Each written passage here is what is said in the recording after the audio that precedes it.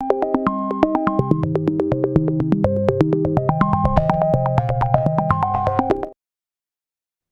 की इस वीडियो में आप लोगों को बताने वाली हूँ data analysis hand on exercise 1 का सलूशन।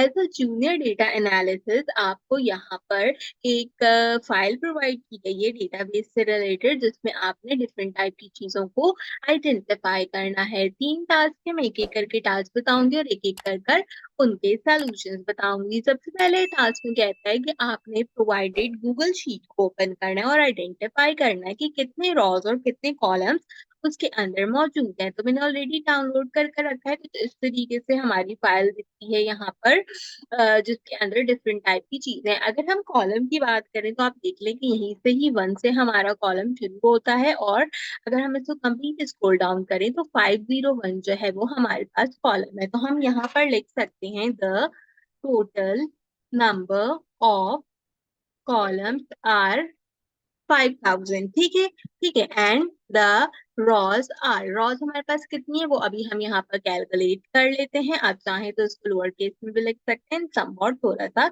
इटैलिक कर लेते हैं। ठीक है, हमें ये तो पता चल गया कि 500 के करीब हमारे पास जो है वो यहाँ पे कॉलम्स है। अब हमने देखनी है रॉ देखने के लिए क्या करें, कहीं भी जो एम्प्टी स्पेस है उसमें सबसे पहले अपने कर्सर को रखें, देन यहाँ पर अपना फॉर्मूला टाइप करें। हम क्या फॉर्मूला टाइप करेंगे, हम यहाँ पर लिखेंगे सबसे पहले कॉलम्स, और कॉलम्स हमारे शुरू कहाँ से हो रहे हैं। कॉलम्स मेरा ए से शुरू हो रहा है और ये फिनिश किस जगह पे जाके होता है हम वो देख लेते हैं।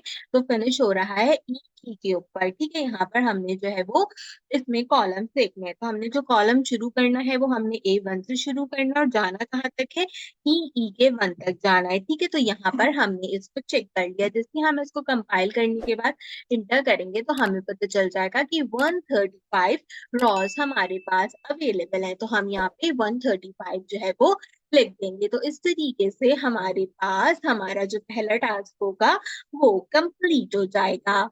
दूसरे टास्क में कहते हैं कि आप टोटल नंबर ऑफ कस्टमर्स को देखिए। आपने सारे कस्टमर को देखना है। इसमें मिनिमम और मैक्सिमम नंबर ऑफ कॉलम में एजुकेशन लेवल का जो आपने यहाँ पर डेटा है उसको क्या करना है, यहाँ पर रिकॉर्डेड कराना है। तो उसके लिए हम क्या करते हैं, उसके लिए हमें बेसिकली यहाँ पर इसका एवरेज निकालना होगा और देन मैक्सिमम एंड मिनिमम का यूज करना होगा। तो अगेन फाइल में आएंगे, अगेन फॉर्मूला में जाएंगे। यहाँ पर हम सबसे पहले अपने पास एवरेज का एक फॉर्मूला लगाएंगे। ठीक है, एवरेज का मैंने एक फॉर्मूला लगाया। फॉर्मूला लगाने के बाद मुझे क्या लेना था, ई की लाइन लेनी थी ना, तो E2 से हम इस लाइन को लेंगे और हमें पता है कि हमारे पास 5001 तक ये लाइन जो है वो जाती है। तो हमने यहाँ पर इसको सिलेक्ट कर लिया। आप इस ऊपर करके भी देख सकते हैं, ये भी इसकी एज वाला जो हमारे पास एवरेज काउंट है वो यहाँ पर आसानी से आ जाएगा। तो इसमें हमने जो है वो इसे चेक करना है। ठीक है, तो ये यहाँ पे आ गया। मैं जैसे यहाँ पे भी जो है वो सिलेक्शन करके इंटर करूंगी तो मुझे पता चल जाएगा कि ये कितना एवरेज है, 46.93। ठीक है, यहाँ पर मेरे पास ये आ गया। मुझे क्या करना है, इसका लेना है एक अदद स्क्रीनशॉट और इसको सबमिट कराना है MS वर्ड की फाइल के अंदर। तो मैं यहाँ से यहाँ तक का एक अदद स्क्रीनशॉट ले लेते हैं। अगर आप चाहें तो पूरा स्क्रीनशॉट भी ले लें। एंड इसके बाद सिंपल क्या करें, इसको सबमिट करा दें अपनी MS वर्ड की फाइल के अंदर। तो जो मेरा एवरेज है वो यहाँ पे आ गया। अब मैक्सिमम और मिनिमम को चेक कर लेते हैं। उसके लिए हम क्या करते हैं, इनके फॉर्मूलाज लगा लेते हैं। तो सबसे पहले हम मैक्सिमम का फॉर्मूला लगाते हैं। मैक्सिमम में मुझे इसे J2 से चेक करना है और J2 से मैं कहाँ तक चेक करूंगी, अगेन इसको J501 तक चेक करूंगी। अब हम यहाँ वाला कॉलम भी जो है वो देख लेते हैं कि किस चीज का है, ED का है। इसने हमें खुद भी यहाँ पे बताया ना कि हमें एजुकेशन लेवल ED को जो है वो चेकआउट करना है। ठीक है, तो हमने यहाँ पर इस फॉर्मूला को इंटीग्रेट कर दिया। जैसे मैंने इस फॉर्मूला को इंटीग्रेट किया और हम यहाँ पर इसको भी इंटर करेंगे तो वी विल सी कि आंसर क्या आता है। आंसर आता है हमारे पास 23। ठीक है, तो मैं इसको जैसे सिलेक्ट करूंगी यहाँ पर आ जाएगा। आपने क्या करना है, आपने इसका भी स्क्रीनशॉट लेना है और इसको भी सबमिट करा देना है अपनी MS वर्ड की फाइल के अंदर। ठीक है, यहाँ पे हमने इसको इस तरीके से सबमिट करा दिया। अगर आप चाहें तो आप ये वाले जो वैल्यूज हैं डिलीट भी कर सकते हैं, मुझे नीड नहीं है, इसमें डिलीट नहीं कर रही हूँ। मैक्सिमम हो गया। इसके बाद सिंपल हमें मिनिमम वाला चेक करना था, तो हम वो भी चेक कर लेते हैं।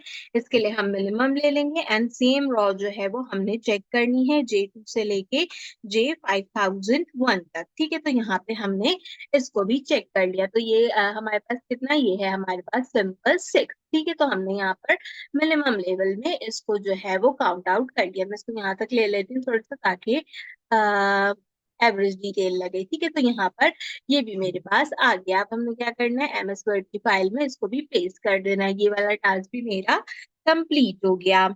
ठीक है, मैक्सिमम 23 एंड मिनिमम 6 जो है वो हमारे पास ई भी आ गया।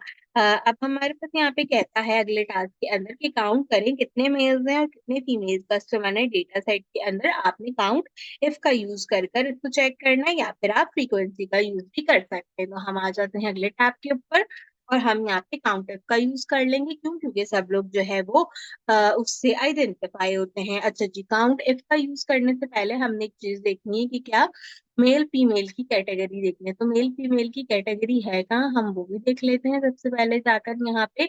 तो वो है जेंडर, यानी कि डी के अंदर। ठीक है, तो मुझे डी में जो है वो चेक करना होगा। तो D2 से शुरू करूंगी और D5001 पे जाकर जो है वो कंपाइल करूंगी। तो पूरा जेंडर हो जाएगा, तो पता चल जाएगा जो 0 है वो मेल्स हैं और जो 1 है वो फीमेल्स हैं। ठीक है, इसको ओके करते हैं, यहाँ पे जाते हैं एंड इंटर प्रेस करना था मुझे। 1 मिनट में इंटर प्रेस करती हूँ। Okay okay okay. अच्छा, मैंने 501 की जगह 8 लिख दिया था, कोई बात। ओहो। Okay okay. यहाँ पे से ठीक है। अच्छा ठीक नहीं है भाई, डिलीट करते हैं आप।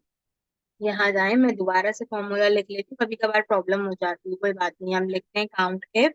काउंट एफ के बाद मुझे D2 से शुरू करना है, D501 तक जाना है। ठीक है, और यहाँ पे ब्रैकेट लगा देंगे एंड एंटर करते हैं। तो क्या कह रहा है, कुछ तो कह ही रहा है। क्या हो गया?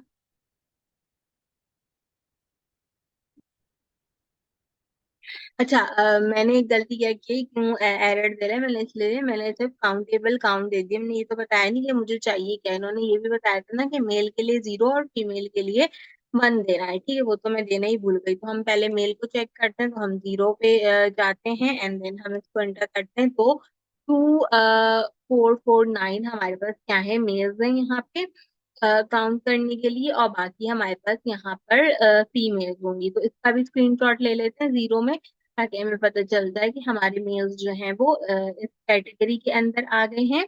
और सेम फंक्शन में हम क्या करेंगे, अपनी फीमेल्स को भी देंगे। तो इसकी जगह 0 की जगह हम 1 कर देंगे और इसको भी इंटर कर लेते हैं। 2551 हमारे पास क्या हो जाएंगी, फीमेल्स हो जाएंगी इस तरीके से। ठीक है, तो हमने इसका भी क्या किया, स्क्रीनशॉट लिया और लगा दिया। अगर आप ये नंबर वहां पे मेंशन करना चाहो ना अपनी टास्क फाइल के अंदर, तो मेंशन भी कर सकते हो, कोई प्रॉब्लम की बात नहीं है। लेकिन आपका टास्क इसी तरीके से करना था और कर कर सबमिट कराना था, स्क्रीन शॉट्स लगाकर। ठीक है, तो इस तरीके से हमारी डेटा एनालिसिस की जो हैंड ऑन एक्सरसाइज नंबर 1 है वो कंप्लीट हो गई है। मैं उम्मीद करती हूँ एक्सरसाइज आपको पसंद आई होगी। डेटा एनालिसिस के अलावा अगर आपको कोई और कोर्स तो उसके रिलेटेड एक्सरसाइज में कोई सॉल्यूशन आपको मेरे चैनल पर मिल जाएंगे।